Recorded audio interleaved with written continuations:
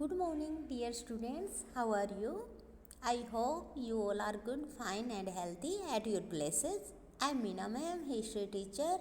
Today we will discuss chapter 11, आधुनिकरण के रास्ते. Now let's start topic Taiwan का किस्सा. तो बेटा हम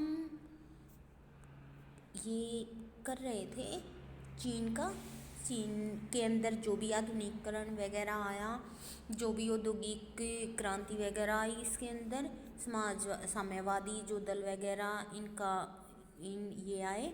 तो अभी जो आधुनिक समाज बन चुका था, तो अब ये ताइवान का जो किस्सा है आज हम यही टॉपिक से स्टार्ट करेंगे. देखो आप, ये ताइवान का किस्सा.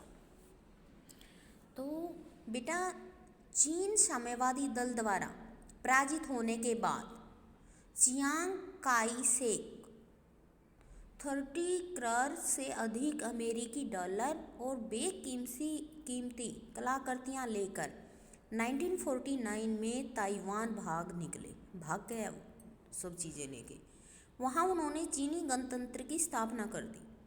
1894-95 में जापान के साथ हुई लड़ाई में यह जगह चीन को जापान के हाथ में सौंपनी पड़ी और तब से वह जापानी उपनिवेश बनी हुई है.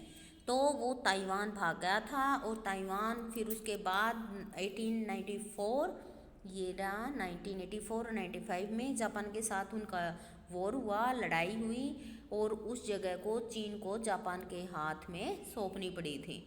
उनके हाथ से निकल गई और वो जापानी उपनिवेश बनी हुई थी. कायरो घोषणा पत्र 1943 इम्पोर्टेंट है ये भाई, कई बार कायरो का घोषणा पत्र पूछ लिया जाता है कब था. और पोट्सडैम उद्घोषणा 1949. तो ये दोनों देखो आप, कायरो वाला देखो 1943 और पोट्स उद्घोषणा देखो 1949 के द्वारा चीन को संप्रभुता वापस मिल गई. संप्रभुता मतलब ये लगा लो कि जो भी हम अपने निर्णय खुद कर सकें, वो होती है संप्रभुता. तो उनको फिर चीन को अपने जो भी ये उत्पादन के वितरण के जितने भी संसाधन थे उनके ऊपर उनका ही कंट्रोल हो गया. फरवरी 1947 में जबरदस्त प्रदर्शनों के बाद कुओमिंगतांग ने नेताओं की एक पूरी पीढ़ी की निर्मतापूर्वक हत्या करवा दी गई. चियांग काई शेक के नेतृत्व में कुओमिंगतांग ने एक दमनकारी सरकार की स्थापना कर दी. बोलने की और राजनीतिक विरोध करने की आज़ादी छीन ली और सत्ता की जगहों से स्थानीय आबादी को पूरी तरह बाहर कर दिया. फिर भी उन्होंने भूमि सुधार लागू किया, जिसके चलते खेती की उत्पादकता बढ़ी, खेती बहुत अच्छी होने लगी. उन्होंने अर्थव्यवस्था का भी आधुनिकीकरण किया, जिसके चलते 1973 में, किसमें बेटा 1973 में कुल राष्ट्रीय उत्पाद के मामलों में ताइवान पूरे एशिया में जापान के बाद दूसरे स्थान पर रहा. अर्थव्यवस्था जो मुख्य व्यापार पर आधारित थी लगातार वृद्धि करती गई, ट्रेड वगैरह ज़्यादा था. लेकिन अहम बात यह है कि अमीर और गरीब के बीच का भी अंतराल ज़्यादा घटता गया. मतलब ना अमीर ज़्यादा अमीर होता गया, ना गरीब ज़्यादा गरीब होता रहा. उनका जो बीच का जो अंतराल था, जो बीच का डिफरेंस था, वो कम हो गया. ताइवान का एक लोकतंत्र एवं रूपांतरण और भी नाटकीय रहा है. यह 1975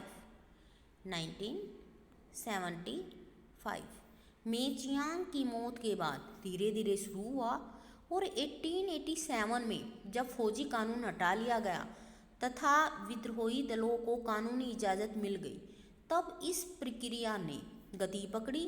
पहले स्वतंत्र मतदान ने स्थानीय ताइवानियों को सत्ता में लाने की प्रक्रिया शुरू कर दी. राजनयिक स्तर पर अधिकांश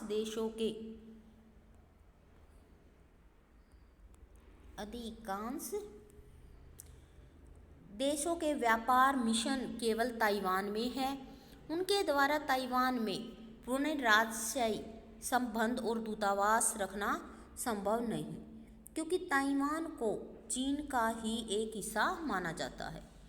मुख्य भूमि के साथ पुनः एकीकरण का प्रश्न अभी भी विवादास्पद मुद्दा होकर रहा है। यद्यपि खाड़ी पार के संबंध सुधर रहे हैं, ताइवान व्यापार और निवेश मुख्य भूमि के बड़े पैमाने पर हो रहा है और आवागमन कहीं अधिक सहज हो गया है।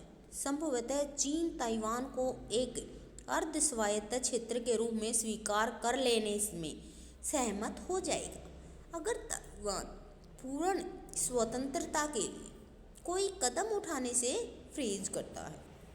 तो चीन का टॉपिक हमारा यहीं समाप्त होता है। उसके बाद आज हमारा नया टॉपिक स्टार्ट होता है कोरिया की कहानी।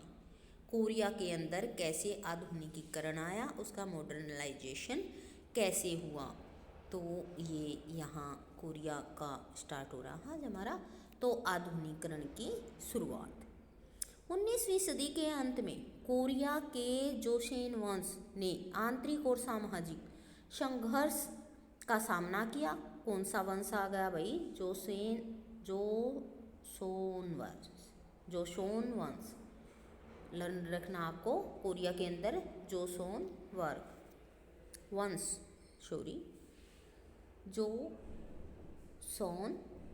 वंश। इसके साथ ही चीन, जापान और पश्चिमी देशों का विदेशी दबाव भी सहना पड़ा। इन सब के बीच कोरिया ने अपनी सरकारी संरचनाओं, जो भी उनका स्ट्रक्चर था गवर्नमेंट का, राजनयिक संबंध, बुनियादी ढांचे और समाज के आधुनिकीकरण के लिए सुधार नीतियां लागू की। दशकों के राजनीतिक हस्तक्षेप के बाद साम्राज्यवादी जापान ने 1910 में अपनी कॉलोनी के रूप में कोरिया पर जबरदस्त कब्जा कर लिया, जिससे 500 ईयर्स से अधिक समय से चले आ रहे जोसेन राजवंश का अंत हो गया। किंतु कोरियाई लोग जापानियों द्वारा किए जा रहे कोरियाई संस्कृति एवं नैतिक मूल्यों के दमन से काफ़ी नाराज थे। आज़ादी के इच्छुक कोरियाई लोगों ने जापानी उपनिवेशिक शासन के खिलाफ प्रदर्शन किया। उन्होंने एक अस्थायी सरकार की स्थापना की और कैरो, देखो बेटा ये आपके लिए इम्पोर्टेंट आ गए यहाँ पे, इसमें कैरो था, याल्ट और पोट्सडैम सम्मेलन जैसी अंतर्राष्ट्रीय बैठकों में विदेशी नेताओं से अपील करने के लिए प्रतिनिधिमंडल भेजे। जापानी औपनिवेशिक शासन 35 ईयर के बाद अगस्त 1945 में द्वितीय विश्व युद्ध, तो द्वितीय विश्व युद्ध में जापान की हार के साथ समाप्त हुआ। हालांकि यह कोरिया के भीतरी और बाहरी स्वतंत्रता कार्यकर्ताओं का लगातार प्रयास था, जो जापान की हार के बाद कोरिया की स्वतंत्रता सुनिश्चित कर पाया। मुक्ति के बाद कोरियाई उपद्वीप को अस्थायी रूप से 38वीं समानांतर रेखा से 2 हिस्सों में विभाजित कर दिया गया, जिसमें उत्तरी क्षेत्र में सोवियत संघ और दक्षिणी क्षेत्र में यूएनए द्वारा संचालित किया गया। किंतु दोनों ही क्षेत्र जापानी सेना को भंग करने के लिए परिश्रम करते रहे। हालांकि 1948 में उत्तर और दक्षिण में अलग अलग सरकारें स्थापित होने के साथ यह विभाजन स्थायी रूप से स्थापित हो गया। अब हम इसका नेक्स्ट जो टॉपिक है वो हम कल करेंगे, युद्धोत्तर राष्ट्र। ओके बेटा, थैंक यू।